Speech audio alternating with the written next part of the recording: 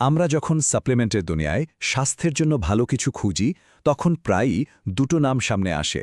একটা হলো আঙুরের বীজের নির্যাস আর অন্যটা গ্রিন টি। দুটোকেই বলা হয় দারুণ অ্যান্টিঅক্সিডেন্ট। কিন্তু প্রশ্ন হলো আসলে কোনটা বেশি কার্যকর? চলুন আজ এই দুই প্রতিযোগীর একটা তুলনামূলক বিশ্লেষণ করে দেখা যাক। আচ্ছা, আলোচনা শুরুর আগে একটা বেসিক জিনিস একটু পরিষ্কার করে নেওয়া যাক। এই যে আমরা অক্সিডেটিভ স্ট্রেস কথাটা শুনি, এটা আসলে কি? খুব সহজ করে বললে এটা অনেকটা গাড়িতে মরিচা পড়ার মতো একটা ব্যাপার। আমাদের শরীরে ফ্রি র্যাডিক্যাল বলে কিছু অণু ঘুরে বেড়ায়, যেগুলো কোষের ক্ষতি করে। ঠিক যেমন বাতাস আর জল মেলে লোহায় মরিচা ধরিয়ে দেয়। আর এই ক্ষতি আটকানোর জন্য আমাদের শরীরেই থাকে অ্যান্টিঅক্সিডেন্ট, মানে মরিচা রোধী একটা ব্যবস্থা। যখন এই ফ্রি র্যাডিক্যালের পরিমাণ বেড়ে যায় আর অ্যান্টিঅক্সিডেন্ট কমে যায়, তখনই শরীরে যে ভারসাম্যহীনতা তৈরি হয় তাকেই বলে অক্সিডেটিভ স্ট্রেস। আর এই অক্সিডেটিভ স্ট্রেসের বিরুদ্ধেই লড়াই করতে মাঠে নেমেছে আমাদের আজকের দুই প্রতিযোগী। একদিকে আছে আঙ্গুরের বীজ থেকে তৈরি শক্তিশালী নির্যাস, আর অন্যদিকে আছে সবুজ চা বা গ্রিন টি এর নির্যাস। দুটোই কিন্তু প্রকৃতির দেওয়া দারুণ অ্যান্টিঅক্সিডেন্টের ভাণ্ডার। তো চলুন দেখি কে কোন দিক দিয়ে এগিয়ে। তাহলে এদের মূল শক্তিটা আসে কোথা থেকে, তাই না? দেখুন, আঙুরের বীজের নির্যাস বা জিএসই এর মূল হিরো হল প্রোঅ্যান্থোসায়ানিডিনস বা সংক্ষেপে ওপিসিএস। আর গ্রিন টি নির্যাসের আসল পাওয়ারটা লুকিয়ে আছে ক্যাটিটিন নামের যৌগের মধ্যে, যার মধ্যে সবচেয়ে বিখ্যাত হল ইজিসিজি।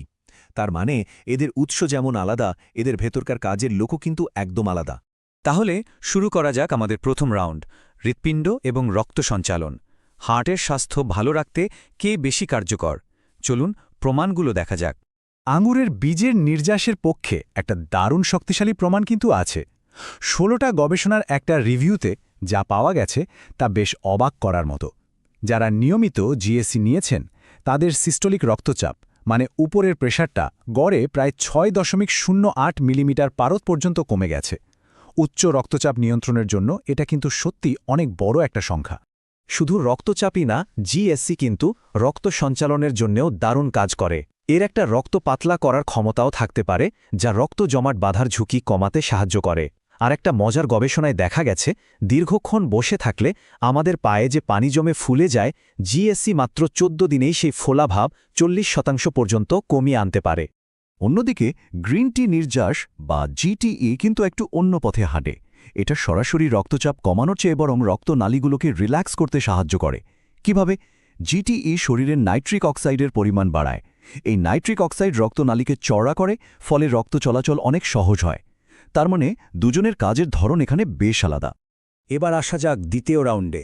বয়স বাড়ার সাথে সাথে আমাদের মস্তিষ্ক আর হাড়ের স্বাস্থ্যের ওপর এদের কী প্রভাব পড়ে, চলুন সেটাও দেখে নেওয়া যাক।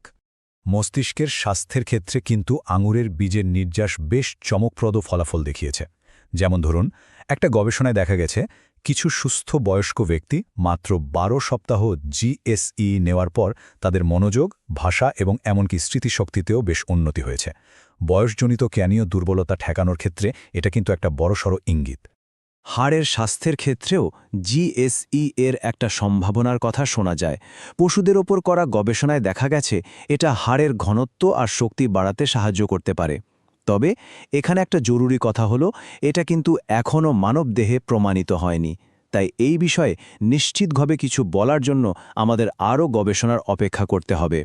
গ্রিন টিয়ের যে ইজিসিজি যৌগ, সেটার একটা বিশেষ ক্ষমতা আছে। এটা ব্লাড ব্রেন ব্যারিয়ার, মানে রক্তের প্রবাহ থেকে মস্তিষ্কে যাওয়ার যে একটা সুরক্ষা দেয়াল থাকে, সেটা পার করতে পারে।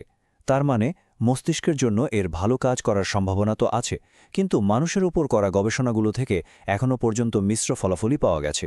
তাই এই মাঠে জিএসই এর মতো স্পষ্ট প্রমাণ জিটিই এর পক্ষে এখনও নেই। তো তৃতীয় রাউন্ড, এই টপিকটা নিয়ে বোধহয় সবচেয়ে বেশি আলোচনা হয়, বিশেষ করে গ্রিন টি এর ক্ষেত্রে। হ্যাঁ, মেটাবলিজম আর ফ্যাট লস। চলুন দেখি বিজ্ঞান আসলে কি বলে এই ব্যাপারে। এই স্লাইডটা দারুণভাবে দেখাচ্ছে যে গ্রিন টি নির্যাস আসলে কিভাবে কাজ করে। দেখুন, আমরা যখন ক্যাফেন নিই বা ব্যায়াম করি তখন শরীরে অ্যাড্রেনালিন হরমোন ছড়িয়ে পড়ে।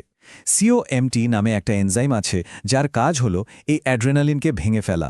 মজার ব্যাপার হলো জিটির ইজিসি এই সিওএমটি এনজাইমকে ঠিকমতো কাজ করতে দেয় না। ফলে কি হয়, অ্যাড্রেনালিন আমাদের রক্তে বেশি সময় ধরে সক্রিয় থাকে আর আমাদের মেটাবলিজম বা বিপাক ক্রিয়াকে বাড়িয়ে দেয়। আর এই মেটাবলিক প্রভাবের আসল ফলাফলটা কি? একটা বিশাল মেটা অ্যানালিসিসে দেখা গেছে যারা কমপক্ষে 12 সপ্তাহ ধরে গ্রিন টি নির্যাস নিয়েছেন তাদের গড় ওজন কমেছে প্রায় 1.27 কেজি। ওজন কমানোর লড়াইয়ে এটা কিন্তু পরিসংখ্যানগতভাবে খুবই গুরুত্বপূর্ণ একটা তথ্য। তবে আগের স্লাইডের ফলাফল দেখে খুব বেশি উত্তেজিত হওয়ার আগে একটা জরুরি বিষয় কিন্তু জেনে রাখা ভালো। Examine.com-এর তথ্য বলছে গ্রিন টি নির্যাসের এই ওজন কমানোর প্রভাবটা তাদের মধ্যেই সবচেয়ে বেশি দেখা যায় যারা নিয়মিত কফি বা অন্য কোনোভাবে ক্যাফিন গ্রহণ করেন না। এর কারণটাও বেশ সহজ। যারা নিয়মিত ক্যাফিন নেন তাদের শরীর এই ধরনের উত্তেজনায় এমনিতেই অভ্যস্ত হয়ে পড়ে। এবার তাহলে চূড়ান্ত এবং সবচেয়ে গুরুত্বপূর্ণ রাউন্ড, নিরাপত্তা। যে কোনো সাপ্লিমেন্ট নেওয়ার আগে এর পার্শ্বপ্রতিক্রিয়া আর ঝুঁকি সম্পর্কে জানাটা কিন্তু ভীষণ জরুরি। চলুন এই দিকটাও একটু দেখে নেওয়া যাক। আঙ্গুরের বীজের নির্যাস সাধারণত বেশ নিরাপদ, তবে যেহেতু এটা রক্তচাপ কমাতে আর রক্ত পাতলা করতে পারে, তাই যারা ইতিমধ্যেই এই ধরনের ওষুধ খাচ্ছেন তাদের অবশ্যই ডাক্তারের সাথে কথা বলে নেওয়া উচিত। আর একটা ছোট বিষয়, এটা শরীরে আয়রন শোষণে কিছুটা বাধা দিতে পারে। গ্রিন টি নির্যাসের ক্ষেত্রেও কিন্তু কয়েকটা বিষয় মাথায় রাখতে হবে। এটাও আয়রন শোষণ কমায়। ক্যাফেইনের সাথে এর সম্পর্কটা বেশ মজার। একদিকে এটা মেটাবলিজম বাড়াতে সাহায্য করে, কিন্তু অন্যদিকে যারা নিয়মিত ক্যাফেইন নেন